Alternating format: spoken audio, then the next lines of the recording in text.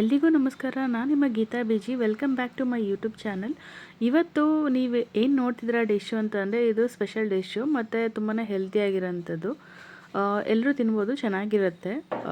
So dish ಹೆಸರು ಬಂದು chicken hariyali tikka ಅಂತ. ನೋಡ್ತಿದ್ರಲ್ಲ ಎಷ್ಟು ಚೆನ್ನಾಗಿ ಕಾಣಿಸ್ತಿದೆ ಅಂತ ಅಂದ್ಬಿಟ್ಟು.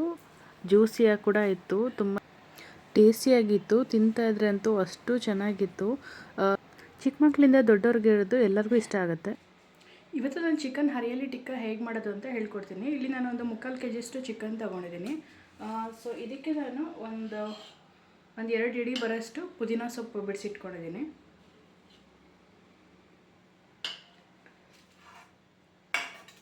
ಅದಾದಮೇಲೆ ಸ್ವಲ್ಪ 1 ಇಡಿಯಷ್ಟು ಕೊತ್ತಂಬರಿ ಸೊಪ್ಪು ಮತ್ತು ಹಸಿಮೆಣಸಿನ್ಕಾಯಿ ಮತ್ತು ಬೆಳ್ಳುಳ್ಳಿ ಸ್ವಲ್ಪ, ಅಂದರೆ ಒಂದು ಕುಪ್ಪ ಬರೋಷ್ಟು, ಅಂದರೆ ಒಂದು ಫುಲ್ ಉಂಡೆ ಬರುತ್ತಲ್ಲ ಅಷ್ಟು ಬೆಳ್ಳುಳ್ಳಿ, ಮತ್ತು ಸ್ವಲ್ಪ ಶುಂಠಿ, ಅದಾದಮೇಲೆ ಸ್ವಲ್ಪ ಲವಂಗ, ಆಮೇಲೆ ಒಂದು ಚಕ್ಕೆ, ಇಷ್ಟು ತೊಗೊಂಡಿದ್ದೀನಿ. ಇದಕ್ಕೆ ನಾನು ಒಂದು ಸ್ಪೂನಷ್ಟು ಪೆಪ್ಪರ್ ಪುಡಿ ಹಾಕೊತೀನಿ.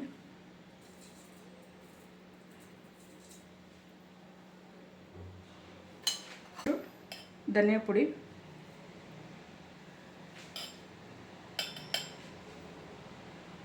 ಇನ್ನೊಂದು ಅರ್ಧ ಸ್ಪೂನ್ ಹಾಕೋಣ.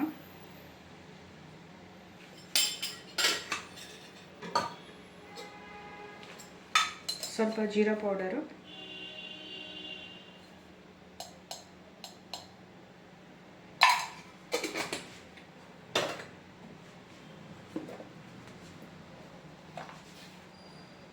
ಸೊ ರುಚಿಗೆ ತಕ್ಕಷ್ಟು ಉಪ್ಪು,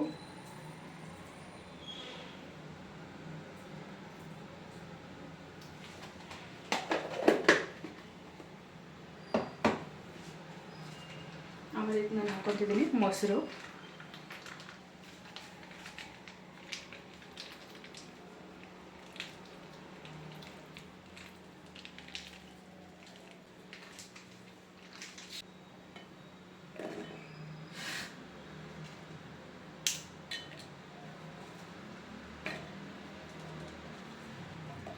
ನಾನು ಏನೇನು ಪ್ಲೇಟಲ್ಲಿ ತೋರಿಸಿದಲ್ಲ ನಿಮಗೆ ಅದಷ್ಟನ್ನು ಹಾಕ್ಕೋಬೇಕು.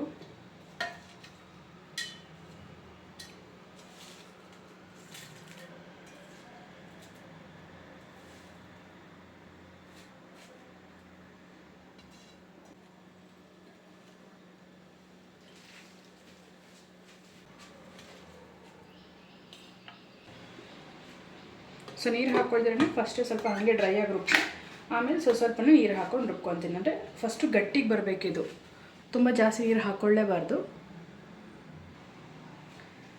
ಈಗ ನಾವು ಇದಕ್ಕೆ ಒಂದು ಸ್ವಲ್ಪ ಆಯಿಲ್ ಹಾಕೋಣ.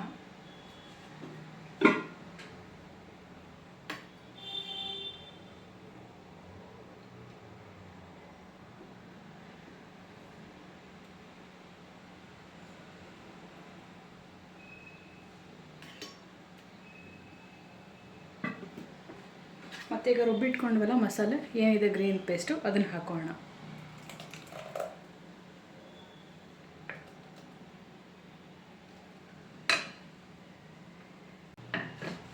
ಸೊ ನಾವು ಇದನ್ನು ಚೆನ್ನಾಗಿ ಮಿಕ್ಸ್ ಮಾಡಬೇಕು.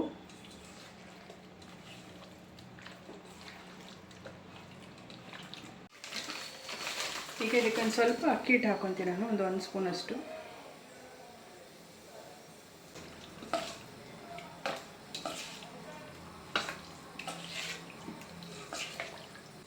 ಈಗ ಒಂದು 30 ಮಿನಿಟ್ಸ್ ಮ್ಯಾರಿನೇಟ್ ಆಗಿದೆ. ಈಗ ಫ್ರೈ ಮಾಡೋಕ್ಕೆ ಒಂದು ಪ್ಯಾನ್ ಇಡ್ತೀನಿ. ಪ್ಯಾನ್ ಇಟ್ಟು ಅದಕ್ಕೆ ಸ್ವಲ್ಪ ಆಯಿಲ್ ಹಾಕ್ಕೊಳ್ತೀನಿ. ಸೊ ಇದಕ್ಕೆ ಜಾಸ್ತಿ ಆಯಿಲೇನು ಬೇಕಾಗಿಲ್ಲ, ಸ್ವಲ್ಪ ಮಾತ್ರ ಆಯಿಲ್ ಸಾಕು. ಆಯಿಲ್ ಸ್ವಲ್ಪ ಕಾದಿದ ತಕ್ಷಣ ನಾವು ಚಿಕನ್ ಪೀಸ್ ಏನಿತ್ತಲ್ಲ, ಇದು ನಾವು ಮ್ಯಾರಿನೇಟ್ ಮಾಡಿ ಇಟ್ಕೊಂಡಿದ್ದಿಲ್ಲ, ಅದನ್ನು ಒಂದೊಂದನ್ನೇ ಹಾಕ್ತಾ ಹೋಗಬೇಕು. ಸೊ ತುಂಬಾ ಕಮ್ಮಿ ಆಯಿಲ್ನಲ್ಲಿ ಮಾಡೋಂಥದ್ದು ಇದು, ಜಾಸ್ತಿ ಆಯಿಲ್ ಕೂಡ ಬೇಕಾಗೋದಿಲ್ಲ. ಆ್ಯಂಡ್ ಡೀಪ್ ಫ್ರೈನೂ ಬೇಡ ಇದಕ್ಕೆ. ಸೊ ಯಾವಾಗಲೂ ಒಂದೇ ಥರ ಚಿಕನ್ ತಿಂದು ಬೋರ್ ಆಗಿದೆ, ಹಾಗಾದರೆ ಈ ಥರ ಡಿಫ್ರೆಂಟಾಗಿ ಮಾಡ್ಕೊತೀನಿ. ಮತ್ತು ಕಲರ್ಫುಲ್ಲಾಗಿ ಕೂಡ ಕಾಣುತ್ತೆ. ಸೊ ಮಕ್ಳಿಗೆ ತುಂಬಾ ಇಷ್ಟ ಆಗುತ್ತೆ ಕಲರ್ಫುಲ್ಲಾಗಿ ಕಾಣಿಸಿದ್ರೆ ಯಾವಾಗ್ಲೂ. ಸೊ ಅವ್ರು ತುಂಬಾ ಇಷ್ಟಪಟ್ಟು ತಿಂತಾರೆ ಮಕ್ಕಳುಗಳು, ಹಾಗೆ ದೊಡ್ಡವರು ಕೂಡ ಇಷ್ಟಪಟ್ಟು ತಿಂತಾರೆ. ಒಂದು ಸ್ವಲ್ಪ ಹೀಗೆ ಬೇಯ್ತಾ ಇರಬೇಕು. ಅದಾದಮೇಲೆ ಮತ್ತೆ ಊಟ ಹಾಕಬೇಕಾಗುತ್ತೆ. ಈಗ ಇದನ್ನು ಉಲ್ಟಾ ಹಾಕಬೇಕು. ಒಂದು 2 ಕಡೆ ಒಂದು 5 ಮಿನಿಟ್ಸ್ ಬೆಂದರೆ ಸಾಕು. ಬಟ್ ನೀವು ಒಂದು 5 ಮಿನಿಟ್ಸ್ ಆದಮೇಲೆ ಮತ್ತೆ ನೀವು ಅದನ್ನು ಈ ಥರ ಉಲ್ಟಾ ಹಾಕಬೇಕಾಗತ್ತೆ. ನೋಡ್ಕೊಳ್ಳಿ, ನಿಮಗೆ ಕಾಣುತ್ತಲ್ಲ, ಈಗ ನಾನು ಉಲ್ಟಾ ಹಾಕಿದ್ದೀನಿ. ಉಲ್ಟಾ ಹಾಕಿದಾಗ ಅಷ್ಟೊಂದು ತುಂಬ ಏನು ಜಾಸ್ತಿ ಬೆಂದಂಗೆ ಕಾಣಿಸ್ತಿಲ್ಲ ಅಲ್ವಾ. ಸೊ ಸ್ವಲ್ಪ ಕಲರ್ ಮಾತ್ರ ಚೇಂಜ್ ಆಗಿದೆ. ನಾನಿವಾಗ ಒಂದು ಫೋರ್ಕು ಮತ್ತು ಒಂದು ಸ್ಪೂನ್ ಸಹಾಯದಿಂದ ನಾನು ಉಲ್ಟಾ ಹಾಕಿ ಶುರು ಮಾಡ್ತೀನಿ. ಸೊ ನೀವು ಕೂಡ ಹಾಗೆ ಮಾಡಿ. ನೋಡ್ತಿರ್ಬೋದು, ಜಾಸ್ತಿ ಉರಿ ಕೂಡ ಕೊಟ್ಟಿಲ್ಲ, ಕಮ್ಮಿ ಉರಿನಲ್ಲೇ ಬೇಯ್ತಿದೆ ಇದು. ಸೊ ಈಗ ನಾನು ಎಲ್ಲನೂ ಇದೇ ಥರ ಉಲ್ಟಾ ಹಾಕ್ತಾ ಹೋಗ್ತೀನಿ. ಆವಾಗ ನಿಮಗೆ ಗೊತ್ತಾಗುತ್ತೆ ಸೊ ಕಲರ್ ಚೇಂಜ್ ಆಗಿದೆ ಏನು ಅಂತ. ಸೊ ಕಲರ್ ಚೇಂಜ್ ಆದಾಗ ಆವಾಗ ನೀವು ತೆಗೆದರೆ ಸಾಕು, ಅವಾಗ ಚೆನ್ನಾಗಿ ಆಲ್ಮೋಸ್ಟ್ ಬೆಂದಿರುತ್ತೆ. ಮತ್ತು ತುಂಬ ಜಾಸ್ತಿ ಉರಿ ಕೊಟ್ಟರೆ ಏನಾಗುತ್ತೆ, ಅದು ಒಂಥರ ತುಂಬ ಕಲರ್ ಚೆನ್ನಾಗಿ ಕಾಣೋದಿಲ್ಲ. ಈಗ ನಾವು ಕರ್ಬೇವಿನ ಸೊಪ್ಪು ಹಾಕಿ ರುಬ್ಬಿರೋದ್ರಿಂದ ಸ್ವಲ್ಪ ಕಲರ್ ಅದು ಡಿಫ್ರೆಂಟಾಗಿ ಕಾಣಿಸುತ್ತೆ ನಿಮಗೆ ಅಷ್ಟೇ. ಬಟ್ ಅದು ಸೀದಿಲ್ಲ. ಆ್ಯಕ್ಚುಲಿ ಫೋಟೋನಲ್ಲಿ ನಿಮ್ಗೆ ಹಂಗೆ ಕಾಣ್ಬೋದು, ಕಲರ್ ಸ್ವಲ್ಪ ಡಾರ್ಕ್ ಕಲರ್ ಕಾಣಿಸೋದ್ರಿಂದ ನಿಮಗೆ ಹಂಗೆ ಕಾಣಿಸುತ್ತೆ. ಬಟ್ ರಿಯಲಾಗಿ ನೋಡೋದ್ರಿಂದ ನಿಮಗೆ ಅದು ಆ ರೀತಿ ಕಾಣೋದಿಲ್ಲ. ಬಟ್ ಅಷ್ಟೇ ಜ್ಯೂಸಿಯಾಗಿ ಕೂಡ ಇರುತ್ತೆ ಚಿಕನು, ಸಾಫ್ಟಾಗಿರುತ್ತೆ. ಯಾಕೆ ಜ್ಯೂಸಿಯಾಗಿರುತ್ತೆ ಅಂದರೆ ನೀವು ಅದಕ್ಕೆ ಮೊಸರು ಹಾಕಿರ್ತೀವಲ್ಲ ನಾವು, ಹಾಗಾಗಿ ಅದು ಜ್ಯೂಸಿಯಾಗಿ ಬರುತ್ತೆ.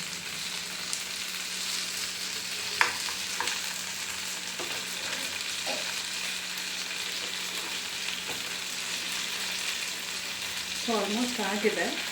ಇನ್ನೊಂದು ಸ್ವಲ್ಪ ಹೊತ್ತು ಬಿಟ್ಬಿಟ್ಟು ತೆಗೆದ್ಬಿಡ್ತೀನಿ.